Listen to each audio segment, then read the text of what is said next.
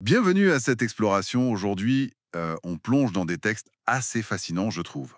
Oui, des textes qui nous bousculent un peu. Voilà, ils remettent en question notre perception de la permanence. On se base sur des extraits attribués à Bediüzzaman Said Nursi, et puis un commentaire. Et notre objectif, c'est de comprendre pourquoi on a cette tendance à voir le monde, et nous-mêmes d'ailleurs, comme stable, durable, alors que la réalité, elle, pourrait être bien différente. C'est ça.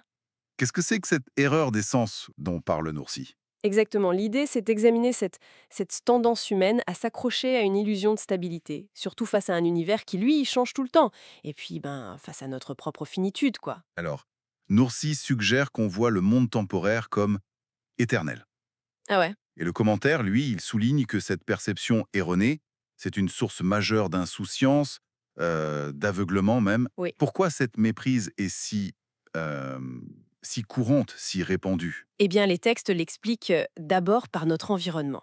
On observe des choses qui nous semblent immuables, hein. Les montagnes, les fleuves, le soleil. Oui, des choses qui durent. Voilà. Et on projette cette permanence sur notre propre existence. Et puis, il y a autre chose. Les sentiments l'emportent souvent sur la raison dans notre perception de soi. Et c'est ce que le texte appelle le nefs. Ah, le nefs, c'est-à-dire, Qu'est-ce que ça recouvre exactement?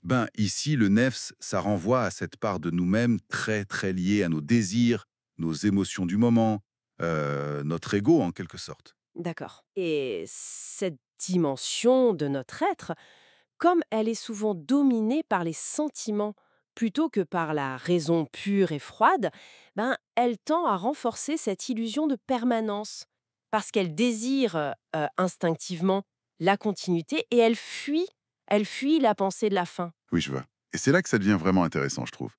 Norcy fait cette distinction très forte. Il dit qu'on craint l'apocalypse générale, tu sais, celle qui concerne tout le monde, la fin du monde. Oui, la grande, la lointaine. Exactement. Mais on ignore notre propre apocalypse personnel, la fin de notre monde à nous, individuel, qui est, elle, constamment imminente, en fait. C'est ça, on se préoccupe du général, de l'universel, et on oublie le particulier, le nôtre. Et pour illustrer ça, il utilise une analogie vraiment puissante, celle du miroir. Imagine que ta vie, ta conscience individuelle, c'est un miroir. Le monde que tu perçois, ton univers subjectif, ce n'est que le reflet dans ce miroir. Les objets réels, eux, existent à l'extérieur, indépendamment. D'accord, je vois l'idée. Donc, si le miroir bouge, ou s'il se fissure, ou même s'il se brise, c'est-à-dire si notre vie change ou si elle se termine, Exactement. eh bien, l'image reflétée, notre monde perçu, est complètement bouleversée ou elle disparaît. Précisément. Et ça, c'est crucial. Même si le monde extérieur, les objets hors du miroir, restent parfaitement stables, inchangés. Ah oui, La permanence apparente du monde extérieur ne garantit absolument rien quant à la stabilité de notre propre reflet, de notre vie, de notre perception.